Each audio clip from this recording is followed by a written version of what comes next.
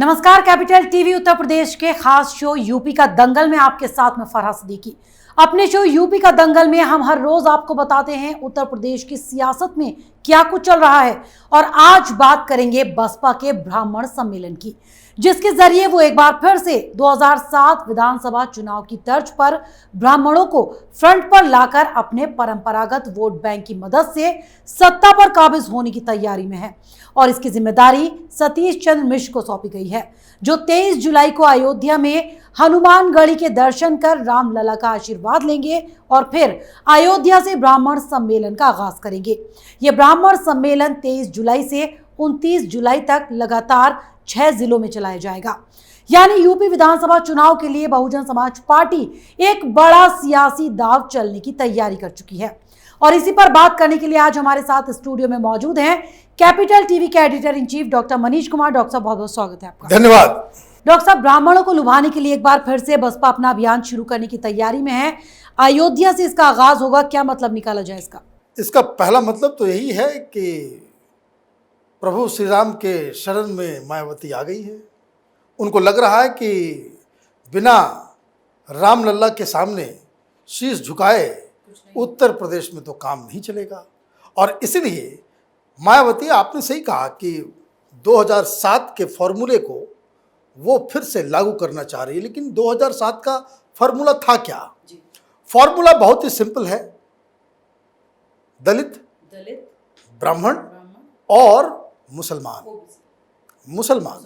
OBC नहीं, मुसलमान, ये तीन बड़े कॉम्बिनेशंस मायावती को 2007 में अपने बदौलत 403 सीटों में वो 203-4 के आसपास, जो 206 सीट शायद वो जीती थी, और अपनी बदौलत उन्होंने सरकार बनाई थी। और ये कॉम्बिनेशन जो था उसमें मायावती को 30% वोट मिले थे 2007।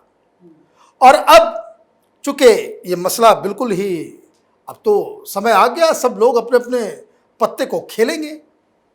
तो मायावती को ये पता है कि अकेले दलित के वोट से तो काम चलेगा नहीं। उनको कोई एक चंक वोटर्स चाहिए। यूपी के अंदर 18% अगड़ी जातों का वोट है, जिसके ऊपर भारतीय जनता पार्टी पूरी तरीके से कुंडली मार करके बैठी हुई है। अब अनटिल अनलेस आप वहां से कुछ सेगमेंट को तोड़ के अपनी साइड नहीं लेकर के आएंगे, तब तक आप सेकंड, देखिए रेस क्या है मायावती का, मायावती की तैयारी क्या है? मायावती की तैयारी ये है कि ऐसा माहौल बनाया जाए कि भारतीय जनता पार्टी के अपर कास्ट, खास करके ब्राह्मण वोट्स को जो है मैं ले रही हूं, और इसलिए हमारी स्थिति समाजवादी पार्टी से बेहतर है। मुसलमान तो वही वोट करेगा जो भारतीय जनता पार्टी को हराएगा। ये बॉटम लाइन है। तो आपके पास बताने के लिए, दिखाने के लिए कि मुस्लिम वोटर्स के अंदर ये समझ में आ जाए कि बसपा इस बार बीजेपी को हरा रही है, इसीलिए मुसलमान तभी आएगा। तो उसके लिए इन्होंने कहा कि भाई ठीक है, हम हिंदू वोट्स जो है पहले हम उसको तोड़ते हैं। और इसमें जो सतीश चंद्र मिश्र हैं वो इसके एक्सपर्ट हैं, तो उनको इंचार्ज बनाया गया। पहले फेज में 6 जिले में है, हर जिले में होगा। कुल मिलाकर 8 से 10% ब्राह्मण वोट है पूरे यूपी के अंदर, और 30 ऐसे जिले हैं जहां ब्राह्मण वोट काफी महत्व रखता है। वो चुनाव के नतीजे को बाकायदा अपने हिसाब से मोल्ड कर सकता है, एक तरफा अगर वोटिंग होती है तो ये इनका 2007 का फॉर्मूला था, जिसके आधार पे मायावती चुनाव जीती थी। और ब्राह्मण और दलित का एक कॉम्बिनेशन बना था, जिससे मुसलमानों को भी ये लगा कि मायावती जो है इस बार जीत रही है, इसलिए जो है मुस्लिम वोटर्स भी जो है उनके पास आ गए।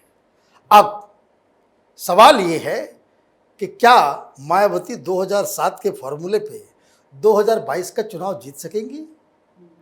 इसका सीधा सा जवाब है capital N capital O, no. वो क्यों मैं कह रहा हूं उसको भी समझना जरूरी है। पहली बात कि जो यूपी की राजनीति है वो 2007 वाली नहीं है। जी 2007 में भारतीय जनता पार्टी बहुत ही कमजोर पार्टी हुआ करती कमजोर थी। ये थर्ड और फोर्थ 2009 में जो चुनाव हुए जी उसमें फोर्थ नंबर की पार्टी बन गई थी लोकसभा में। माने वो भारतीय जनता पार्टी का, इसको कह सकते हैं, अपने बॉटम में थी। उस वक्त जो मेन मुकाबला था वो सपा बसपा के बीच सपा बसपा के बीच था, तो वो बॉटम पे थी भारतीय जनता पार्टी। आज भारतीय जनता पार्टी सबसे बड़ी और सबसे मजबूत पार्टी है।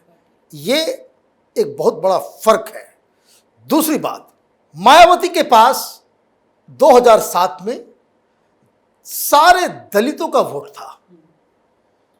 आज इस बार मायावती के पास पूरे दलित, ऐसा नहीं कि कोई एक ही जाति से, बहुत सारी जातियां हैं, तो जो मायावती की जाति है उसके अलावा दलित आज भारतीय जनता पार्टी के साथ है। जी इसलिए मायावती ने जो बयान दिया, तो मायावती ने ये कहा कि दलितों को बहला फुसला करके अपने साथ ले गई है, ये क्या है वो क्या है, वो तरह तरह की बातें कर रही हैं। लेकिन जिस हिसाब से दलितों को भारतीय जनता पार्टी की सरकार में और अभी जो कैबिनेट एक्सपेंशन हुआ केंद्र में भी, तो जिस हिसाब से यूपी के दलित लीडर्स को उसमें जगह दी गई, ओबीसी की जगह दी गई, वो मायावती के लिए एक सबसे बड़ा चैलेंज है कि वो अपने दलित वोट को ही वो बचा नहीं पाएगी। जैसा कि लोकसभा में आप देखिए 2014 में भी, 2019 में भी, पिछले बार विधानसभा चुनाव में भी। तो ये एक ये दूसरा फर्क है। तीसरा फर्क जो सबसे अहम है, जिसके बिना मायावती इसका सारा एक्सरसाइज वो वहाँ पे खत्म हो जाएगा, जब आपके साथ अगर मुस्लिम्स नहीं आते तो उसमें होगा ये कि भारतीय जनता पार्टी से अगर ब्राह्मण आ भी जाते हैं, हाइपोथेटिकली मैं कह रहा हूँ कि ब्राह्मणों का कुछ वोट उधर आ भी जाता है, भारतीय जनता पार्टी के वोट कम भी होते हैं, तो उसका फायदा ये होगा कि समाजवादी पार्टी की सीटें जो है वो बढ़ जाएंगी। क्योंकि समाजवादी पार्टी का फॉर्मूला बिल्कुल साफ है, मुस्लिम एंड यादव। और वो कुछ कुछ लोगों से जो, जैसे वेस्ट यूपी में वो आरएलडी वगैरह के साथ अलायंस कर सकती है, तो ये सारी चीज़ें जो है वो अपनी जगह पे है।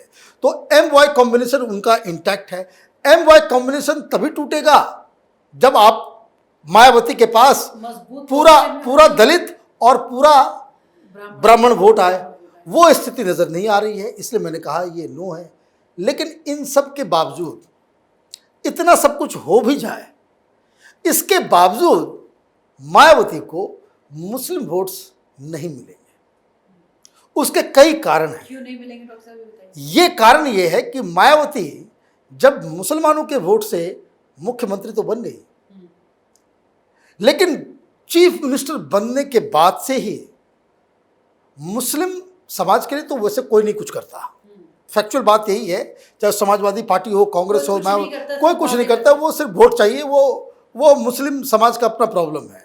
वो वोट बीजेपी को हराने के लिए देते रहेंगे, तो वो ये उनका ये दुर्गति होना, उनका वो दैट इज देयर फेट, उसमें हाँ वो लाजमी है, वो होगा ही, क्योंकि आप अपनी नहीं लड़ते। लेकिन उसके बाद जब मायावती को आपने वोट दे दिया, तो 2-3 साल तक तो कोई भी मौलवी मौलाना उनके करीब ही नहीं पहुंच सका। एक नसीमुद्दीन साहब थे साथ में, फिर उनको पार्टी से भी बाहर निकाल दिया गया। बहुत जो भी कुछ हुआ। मुझे एक वाकया याद है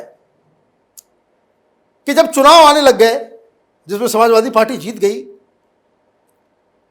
मायावती मुख्यमंत्री थी, तो बहुत सारे मौलवी मौलानाओं को बुलाया गया। और जब वो लोग पहुंचे थे, तो एक बहुत बड़ा ईगो हैसल्स हो गया था उस मीटिंग में। हुआ ये था कि ये लोग तो आए, लेकिन इन लोगों से कहा गया कि भाई चप्पल जूते जो है आप बाहर खोल दें। वो सबसे यही कहती हैं। और मायावती जो है वो चप्पल वगैरह पहन करके वो बैठी रही। इन लोगों के लिए बैठने की कोई जगह नहीं थी, वो बात करती रही। और वो बड़े इन्फ्लुएंशियल मौलवी मौलाना संगठनों के लोग थे। दे वेंट बैक, और उनका जो ईगो जो है वो बड़ा हर्ट हुआ। और उसके बाद से जो चीज़ें जो है वो, उसके बाद से मायावती को मुस्लिम वोट जो है न लोकसभा में मिले। डॉक्टर साहब, जाहिर सी बात है, जब मुसलमानों ने उन्हें वोट दिया तो कुछ तो करती है। इस तरह से जब करेंगी तो कैसे जाएगा मुसलमान साहब? जब आप इस चीज के लिए वोट करेंगे, और ये सिर्फ मायावती ही नहीं करती, सभी पार्टियां, ये हाल जो है मुस्लिम रहनुमाओं का, ये कांग्रेस में भी होता है, समाजवादी पार्टी में भी हो जाता है। बस दिक्कत ये है कि मायावती के यहाँ से लिफाफा नहीं जाता, बाकी जगह से लिफाफा मिल जाता है। This is the only difference. मैं तो बहुत, देखिए, मैं तो बिल्कुल मैंने उसको कह सकते खरी खरी बात में बता दूं, वो लिफाफा जो है वो पैसे लेकर के वो मामला जो है वो सेटल हो जाता है। मायावती काम नहीं करती। तो ये जो है, जो रुष्ट हुए हैं जो लोग, उनके दिल को जीतना और मायावती का अपना ईगो, ये बहुत बड़ी दीवार है जो खड़ी है अभी। इसको मायावती कैसे तोड़ती हैं, किस तरीके से रूठे हुए मौलानाओं को मनाती हैं, ये अपने आप में मायावती के आगे आने वाले दिनों में ये पता चलेगा। लेकिन 15 साल में सब कुछ बदल गया, सब कुछ बदल गया। 2007 में सोशल मीडिया नहीं था, 2007 में सेलफोन उस तरह के, आज उस तरह का डिजिटल माने पेनिट्रेशन जो है समाज में नहीं था। आज बिल्कुल बदला हुआ है। अब वो लोग बड़े हो गए हैं जो उस समय बच्चे होंगे, खेलते होंगे, जिनको राजनीति की समझ नहीं होगी। आज वो फर्स्ट टाइम वोटर है। 15 साल कम समय नहीं होता है, युग बदल जाता है इतने में। तो मायावती का ये जो पुराना जो स्टाइल है, पुराना जो कॉम्बिनेशन वो निकाली है, वो एक बात बताता है कि मायावती इज स्टिल उसी फेज की राजनीति में बिलीव कर रही है जो आज के चुनाव के हिसाब से वो मिसफिट है। दूसरा, उन्होंने टेक्नोलॉजी से अपने संगठन को, अपने लोगों को उस तरीके से धारदार नहीं बनाया है। बहुत सारे एनालिस्ट आपको मिलेंगे, वो ये कहेंगे कि भाई मायावती तो पहले भी इसी तरह से करती थी, उसके साथ जनता है। मायावती का स्टाइल वो होगा, वो अपनी जगह पे होगा, लेकिन समय के साथ साथ जो नेता, जो पॉलिटिकल पार्टी, जिसका संगठन, वो समय के साथ साथ अपने आप को ढालता नहीं है, वो इस रेस में पिछड़ जाता है। मायावती का पुराना ढर्रा है। जब भी कोई चुनाव होते हैं, जब चुनाव होते हैं, लखनऊ में एक बहुत बड़ी रैली करेंगी, 3-4 लाख लोग आएंगे, वो माहौल बनाती हैं। माहौल बनाने के बाद उनका कैंपेन आगे बढ़ता है। तो इस बार फिर वो एक कोई महारैली करेंगी, लोग पहुंचेंगे, लेकिन इस बार जो उनका अपना ही वोट बैंक था, दलित वोट बैंक, वही इनसे जो है वो खिसक गया है। तो ये माने इन वजहों से इसकी चर्चा तो बहुत होगी, लेकिन दीज आर द रीजंस जिसकी वजह से मुझे लगता है कि मायावती का 2007 का फार्मूला 2022 में काम नहीं आने वाला है। डॉक्टर साहब, चलिए, बहुत बहुत शुक्रिया हमारे साथ कार्यक्रम में जुड़ने। धन्यवाद। तो उत्तर प्रदेश में 2022 में होने वाले विधानसभा चुनाव को लेकर सत्ता पर काबिज बीजेपी के साथ साथ सभी राजनीतिक पार्टियां जोरदार तैयारियों में जुट गई हैं और सभी अपने परंपरागत वोट बैंक को सहेजने के साथ ही दूसरों के वोट बैंक पर निगाह गड़ा रखे हैं। तो ऐसे में माना यह भी जा रहा है कि बसपा ब्राह्मणों को तरजीह इसलिए दे रही है कि ब्राह्मण बीजेपी से खुश नहीं है। तो ऐसे में पार्टी ब्राह्मणों को टिकट देकर 2022 के विधानसभा चुनाव में बीजेपी के वोट बैंक में सेंध लगाना चाहती है और इन्हें अपने पाले में करने के लिए हर दाव चल रही है। लेकिन बसपा सुप्रीमो का ये दाव कितना फिट बैठेगा, ये तो आने वाला वक्त ही बताएगा।